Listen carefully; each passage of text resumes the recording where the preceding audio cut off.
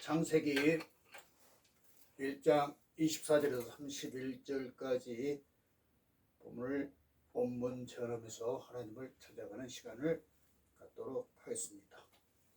먼저 창세기 1장 1절부터 2장 3절까지를 전체 개요를 다시 한번 보고 시작하도록 하겠습니다. 성경 전문인데요. 우리나라 헌법에 전문이 있듯이 우리나라 헌법에 대한국민이라는 게 나오지. 그와 마찬가지로 성경에서도 창세기 1장 1절부터 2장 3절을 성경 전체의 전문으로 보면 맞습니다. 첫 번째, 창세기 1장 이제 1절부터 4절, A절까지인데요. 이러한 장절은 각대의 프레임대로 나눠놨기 때문에 다시 분석을 해야 되죠. 첫 번째, 하나님의 생각 부분입니다. 1장 1절은 근원성 그 자체고요. 1장 2절은 메라헤페트죠. 통행성 그 자체입니다. 이 근원성은 레스트의 근원, 하나님이 생각하시는 실체, 그런 걸로 창조하신 거고요. 그런 다음에 그 땅에 혼돈하고 공허하고 흑암에 쌓인 상태에서 피조물과 함께 만들어 가시려는 메라헤페트가 있죠. 동행성이 그 자체입니다. 그 다음에 빛이 있어라 하죠. 그러면 오루, 하나님의 빛이 있어라 하면 6가지의 하오루가 돼야 되죠. 그래서 공의성 그 자체가 1장 3절에서 4절 A까지 이 부분을 하나님의 생각, 토부지요. 그 다음에 이제 본론으로 들어서 행인데요. 하나님의 행위가 1장 4절 B에서 31절까지 6가지의 자연 관찰, 자연의 창조를 통해서 하나님의 실체를 얘기하고 계시겠죠. 그래서 1장 4절 B에서 5절까지 밤과 낮이죠. 밤과 낮을 구별하여 평등성 그 자체를 얘기하면요. 그 다음에 1장 8절까지 하늘이죠. 생명을 부합하고 있는 인류 보편적으로 어떻게 보편의 철학이죠. 살아가야 하는 초월성이죠. 초월이라는 것은 눈에 보이는 그러한 현실적인 삶을 얘기하죠.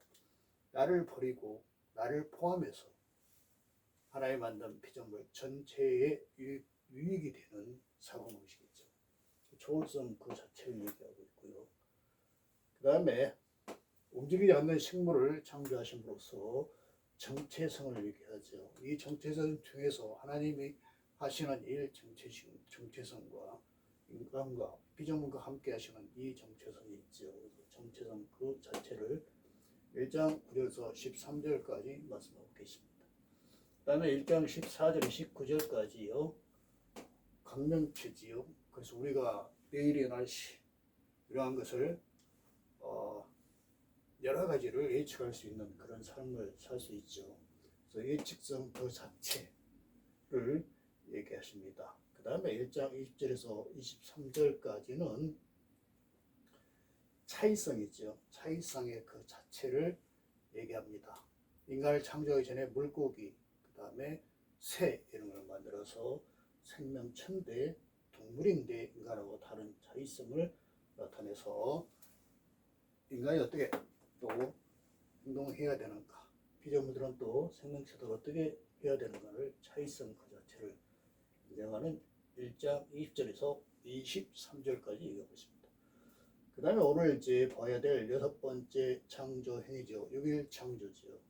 울림성 그 자체인데요. 1장 24절에서 31절까지 본문을 통해서 하나님이 인간을 왜 창조하시고 무엇을 창조 목적을 두셨는지를 보게 될 것입니다. 그 다음에 2장 1절에서 3절까지 하나님의 바람인데요. 완전성 그 자체지요. 완전성 그 자체는 공의성이 되는 거고요. 관계성 그 자체는 동행성이지요. 그 다음에 연속성 그 자체는 근원성 그 자체입니다. 연속되지 않는, 시공간이 연속되지 않는 그러한 근원성이나 것은 없지요. 그래서 이렇게 나눠볼 수 있습니다. 그렇다면 오늘의 소석인 울림성 그 자체를 보도록 하겠습니다. 자, 인간이 이제 창조되면서 하나님께서 인간에게 어떤 목적을 가지고 또 어떻게 인간의 행동하를 바라며 인간과 함께 행동하시는 것이 무엇인지 보도록 하겠습니다. 그래서 원문 제언을 하기 전에 오늘은 본문을 걸기 때문에 4번, 히브리서 4번 70인역 불가타역을 전부 다 보지는 않고 중요 거점 단어만 보도록 하겠습니다. 그 전에 원문 제언의 중요성을 다시 한번 환기시키고자 존재 이런 것들을 좀 보도록 하겠습니다. 우리가 우리 자신을 알아가는 과정에서 존재와 양심이 현상과 실체, 즉 존재 그 자체를 이해하는 길에 조금 도움이 되는 것이죠. 그래서 하이데거의 존재의 철학이죠. 존재의 철학에서는 존재는 결코 현전이죠. 현전하지 않으며 숨어 있다고 정의합니다. 그 목소리를 들어야 한다는 결론이죠. 아우구스티누스의 은총의 신학에서는 양심의 목소리를 들으려고 하는 의지는 신을 알려는 의지를 갖고 은총을 구하는 것이라고 말합니다. 하나님을 찾아가는 그러한 의지를 발휘하면서 하나님의 은총을 구하는 것을 얘기하지요. 본문은 시대에 따라 참 다르게 해석해 왔지요. 하나님이 다른 모든 것을 창조하시고 인간을 창조하신 이유는 인간을 유익하게 하는 목적이다 이렇게 얘기하죠. 맞는데 틀리죠. 그래서 이제는 AI 시대의 성경 해석에서는 그러한 오류는 접어두고요. 자, 인간의 모든 것은 인간을 위해서 존재한다는 교만이 그것이지요. 인간은 우주의 아주 한미한 존재임을 이제는 인정하는 성경 해석이 필요합니다. 따라서 6째 창조에서 인간의 존재는 하나님을 찾아가는 과정에서 스스로 성장하고 서로를 섬기는 형상으로 이 것임을 당하고 있다는 걸 알아야 됩니다. 그러한 자각이 중요하죠. 그래서 우리 자신 인간을 포함해서 모든 피조물들이 하나님의 창조 선상에서 서로 존재 그 자체의 모습이 그 빛이고 형상임을 알 수 있습니다. 그것이 바로 서로에게 영향을 주고받는 울림의 삶이죠. 그렇게 얽혀지는 것을 하나님과 바른 관계로 얽힘으로 바뀌는 것이 우리가 말하는 거듭난 삶이죠. 그래서 얽힘이 얽힘으로 가는 여정입니다. AI 시대 성경 해석은 바로 인간 존재가 피조물의 한미한 한 조각으로 다른 피조물들과 서로 어울리는 모습입니다. 그것이 바로 하나님의 창조 선상에서 존재하는 하나님의 형상입니다. 그 도상에서 메시아 파견이 이루어지고 우리는 그를 본으로 삼아 창조 선상의 이심을 인지할 수 있죠. 그렇게 살아야 할 당위성입니다. 성경은 바로 하나님의 창조물들이 창조 도상에서 존재하는 당연함을 가르치고 있습니다. 인간은 하나님의 피조물들을 다스린다는 의미는 인간의 내피셜일 뿐이죠. 바로 그들이 서로 어울리게 하여 서로 울림이 되게 하는 바로 그런 이치에서 인간 자체가 포함된다는 것입니다. 인간을 위해서 온 우주가 탄생했다. 이것은 인간을 아주 겸손하게 바라보는 일개의 의견일 뿐입니다. 인간은 하나님이 만든 피조물의 일부일 뿐입니다. 자, 그렇게 원문 제언의 기본 사상을 가지고 6번째 창조를 문자적으로 원문 제언하면서 근대에 대해 설명한 후 다시 원문을 제언한 원문을 읽고 의미들을 살펴보도록 하겠습니다. 또 하나님이 말씀하신다. 그 땅은 육축 안에서 그 종류대로 생물을 그리고 그 종류대로 기는 것과 땅 짐승을 내어야 한다. 함께 하겠다 이 말이죠. 사형노동표로 되어 있고요. 안 낼 수도 있는 것이죠. 상황에 따라서 인간이 파괴할 수도 있다. 그런 얘기입니다. 그래서 그대로 되니라. 그리고 하나님이 그 정류대로 그 땅에 짐승을, 그리고 그 정류대로 그 육축을, 그리고 그 정류대로 그 땅에 기는 모든 것을 만드십니다. 그리고 하나님이 좋으셔서 보십니다. 또 하나님이 말씀하십니다. 우리라는 것은 우리가 우리의 형상 안에서 우리의 모습에 따라 만들자 이렇게 얘기해서 우리를 삼위일체라고 얘기하는 사람 다양한 의견들이 있습니다. 그러나 성경 전체 교리를 보면 일부분들은 맞는 얘기지만 정확하게 파악을 해보면 인간을 포함한 앞으로 이제 인간이 창조되지요. 모든 피조물들이 인간이 인간을 새롭게 하고 인간이 인간을 통해서 깨닫고 그러한 것들이 있지요. 그 다음에 다른 피조물들과 어울리면서 하나님을 알아가는 그러한 모습이 있죠. 그때 우리입니다. 그래서 여기서 우리의 의미는 인간을 포함 모든 피조물이지요. 그래서 피조물은 창조의 시공과 연속 선상에서 있기 때문에 이러한 결론을 내릴 수 있습니다. 그래서 우리가 피조물들과 함께 사람을 우리의 형상 안에서 하나님의 그런 실체, 존재 안에서 우리의 모습, 하나님의 행위, 성경에서 보여주는 그 행위에 따라 만들자, 그렇게 하도록 하자 이런 얘기죠. 그래서 그 바다의 고기 안에서, 그리고 그 공중의 새 안에서, 그리고 그 땅 모든 것 안에서, 그리고 그 땅 위에서 그가 그 기는 모든 것 안에서, 모든 지금 그 피조물들을 얘기하고 있죠. 그들이 인간들이죠. 다스리게 하자. 여기서 직역 인간의 단어는 다스리게 하지만 성경 전체 메시지로 보면 어울리게 하자. 다른 피조물들과 어울리게 하자. 서로에게 영향을 주는 울림이 되게 하자. 이런 뜻으로 라다라는 단어가 쓰여서 일두지요. 그렇게 그들이 다스리게 하자.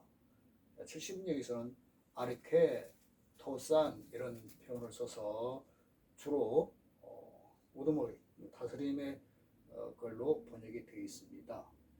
그 다음에 불가타에서도 프라이 에짓, 그래서 프라이짓, 그래서 이 또 지금 지배하는 그런 개념으로 되어 있고요.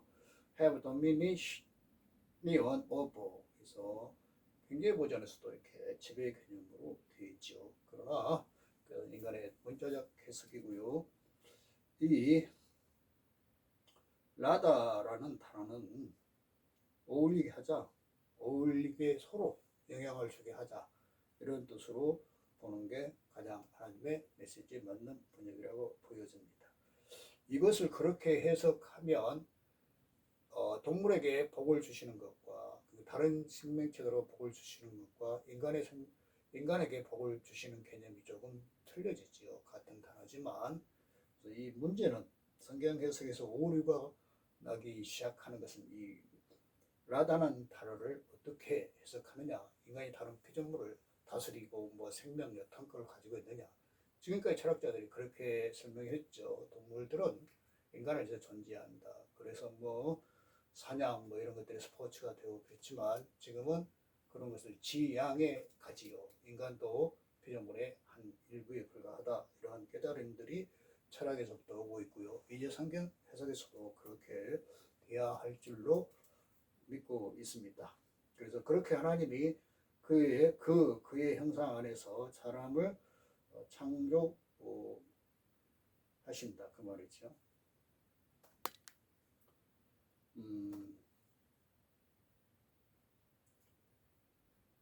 근데 여기서는 또 그 형상 안에서 그 사람을 창조하신다. 그래서 하나님이 또 단수, 엘로힘으로 나오지요. 이걸 보면은 우리의 형상 안에서 우리의 모습대로 인간을 만들자 하는 의미는 여기서 창조하신다, 인간을 창조하신다 할 때는 또 엘로힘만 쓰입니다. 이것은 무슨 의미일까요? 하나님이 창조하시는데 앞으로 창조 도상에서 모든 피조물들이 어울리게 그렇게 하는 개념으로 그것을 인간들이 다스린다고 받아들였다는 얘기죠. 그때 우리와 지금의 단수의 하나님은 같은 하나님이지만 의미상 인간이 돼가는 하나님이 빛이 있어할 때 그 빛이 되어가는 참 인간이 되어가는 과정에 다른 피조물과 어울림으로써 된다는 그런 뜻에서 우리가 우리의 형상 안에서 우리의 모습대로 창조한다 이렇게 되어 있는 거죠. 그래서 마지막에서는 그 형상 안에서 그 사람을 창조하시다 이렇게 단서로 되어 있습니다. 그래서 하나님이 그 형상 안에서 그를 창조하신다. 그들은 남자와 여자로 창조하신다. 이렇게 되어 있죠.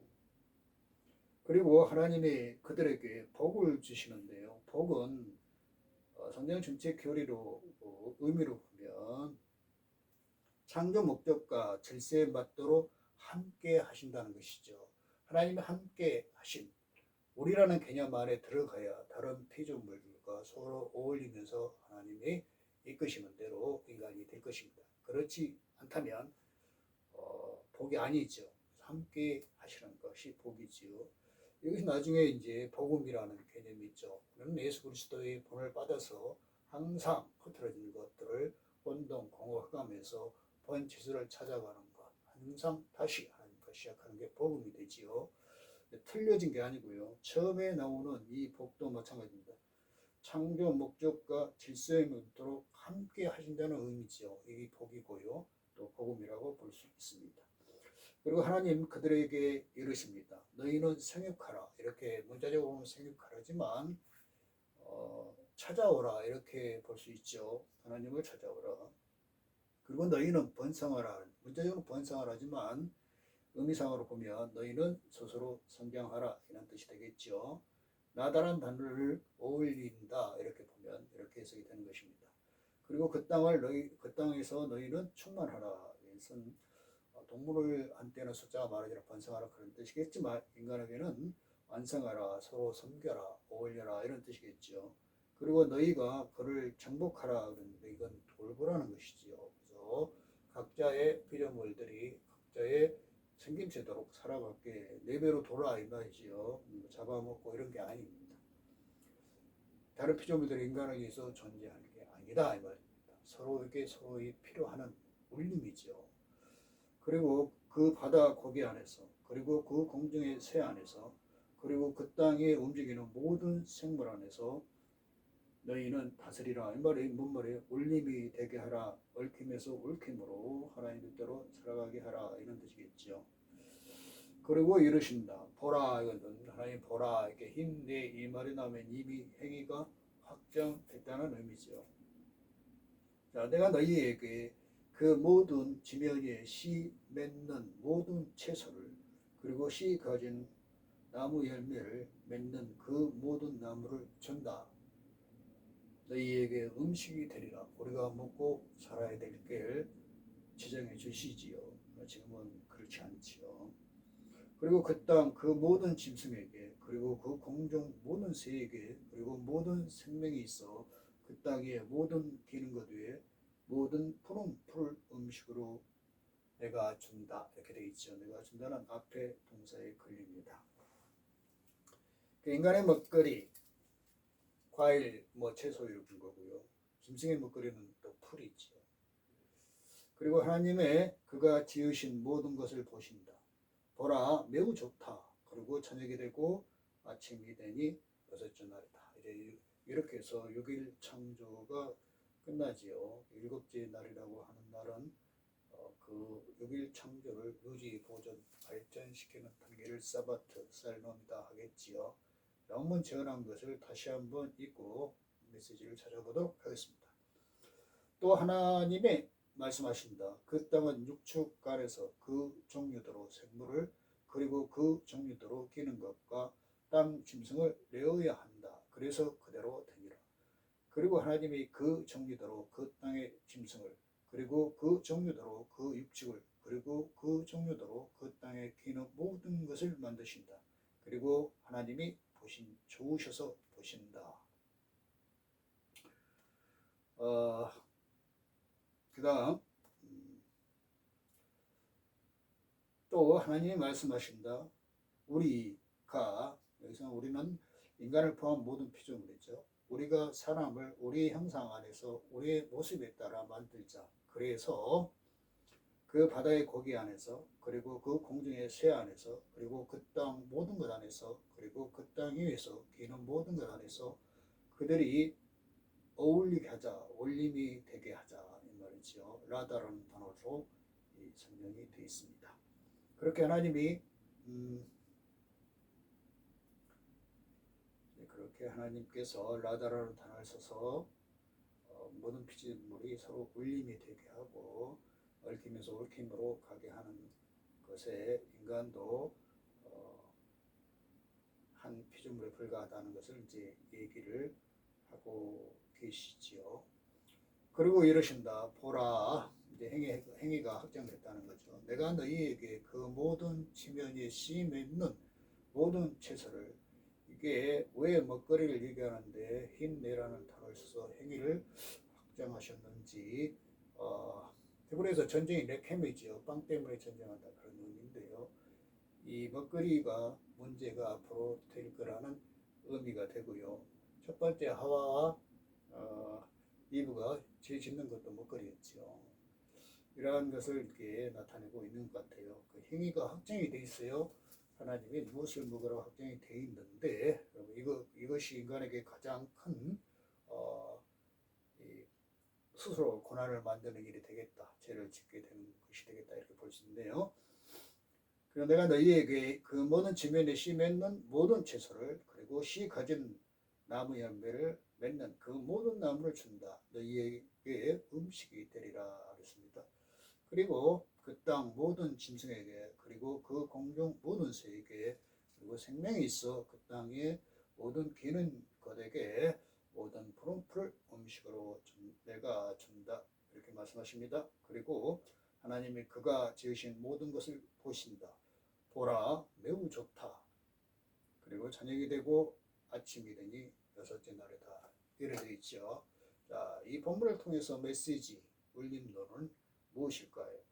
간단히 보도록 하겠습니다. 하나님께서는 지구 안에서 살아갈 생명과 먹거리를 만드시고 사람을 창조하신 다음에 그들에게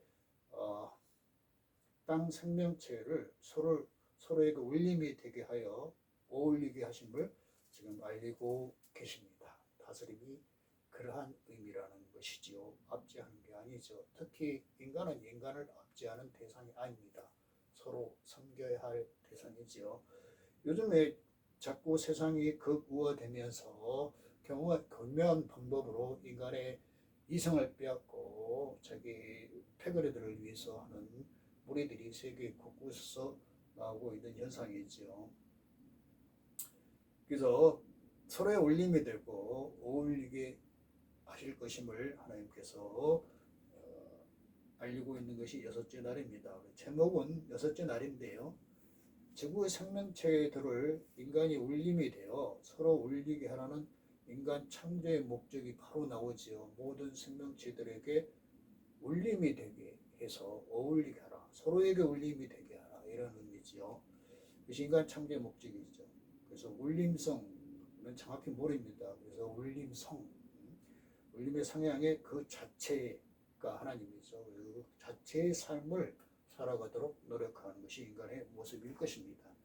그래서 제목은 여섯째 날, 울림성 그 자체의 삶을 이렇게 해보겠습니다. 그렇다면 이 본문에 대한 우리 태도, 예배자의 태도지요. 본문을 통해서 인간 창조 목적을 알리시는 하나님 앞에 지금까지 잘못된 것, 모든 피조물은 인간을 위해 존재해 있다고 그렇게 생각하는 것들을 이제 버려야 되죠. 하나님 앞에 온전히 우리의 그릇됨을 내려놓게 하시고 하나님을 찾아오게 하시는 그러한 자유의지를 기억하게 하시고, 자, 어거스틴도 신을 찾아가는, 하나님을 찾아가는 자유의지 가정에서 하나님의 은총을 구하는 것이 신앙이고 구원이고 삶이라고 얘기를 했습니다. 그러나 그런 것까지도 어거스틴을 얘기하면서 정확히 모르고 자꾸 인간의지의 발상을 하는 것. 인간의지의 발상을 한다는 것, 자기의 공동체만 옳다고 발상을 할 것이고 자기 자신만 옳다고 얘기를 하게 될 것입니다. 그렇게 하기 위해서 다른 사람을 가스라시키고 정치 권력화 시키고 사이비 권력을 생기고 세상에 파시스트에 의해서 세상에 울림이 아니고 갑자기 세상이 된다 이 말입니다. 그래서 참, 우리의 태도는 이런 걸 버려야 되겠죠. 그래서 우리 인간은 서로 다스리는 게 아니고 서로 섬기는 존재이고 다스림의 대상이 아님을 모든 생명체 역시 돌보아야 됨을 알게 하심을 감사합니다. 돌볼 정도가 아니고 그대로 놔두면 되지요. 그런데 자꾸 돌본다는 이름으로 편의적으로 생각하는 경향이 더 많지요. 장려 목적도로 살아가는 이치와 시간과 공간을 지켜주는 것이 돌보는 것이라고 생각이 듭니다. 우리의 태도고요. 그 다음에 이제 하나님의 생각한 본문을 통해서 다스림이 아니라 서로 어울림에서 하나님과 관계로 돌아오는 얽힘에서 얽힘으로 모든 생명체를 어울리게 인간에게 사명을 주시는 하나님의 생각을 알 수 있습니다. 하나님의 행위로는요, 인간의 모습에 따라서 차근차근 나오시겠죠. 인간이 자유의지를 통해서 하나님을 찾으면서 은총을 구하는 삶으로 이끌고 계신 것을 알 수 있죠. 그 다음에 이제 하나님의 바람론, 형상론, 또 우리가 삶 속에서 어떻게 살아야 되는 파송론을 한꺼번에 보면 창조하신 대로 서로의 울림이 돼서 하나의 목적 안에서 살아가는 것, 즉 좋은 상태지요. 그렇게 살아가는 상태, 하나님의 창조하신 피조물들, 모든 피조물들이 서로 어울리고 서로에게 울림이 되고 서로에게 도움이 되는 그러한 상태가 하나님 보시기에 좋은 상태일 것입니다. 그 상태가 유지, 발전, 보존되기를 바라신다고 볼 수 있지요. 오늘은 6 가지 창조 중에 6번째를 보고 인간이 어떻게 행동해야 되는 것을 생각해 보면서 하나님을 찾아가는 시간을 가져보았습니다. 오늘은 여기까지입니다.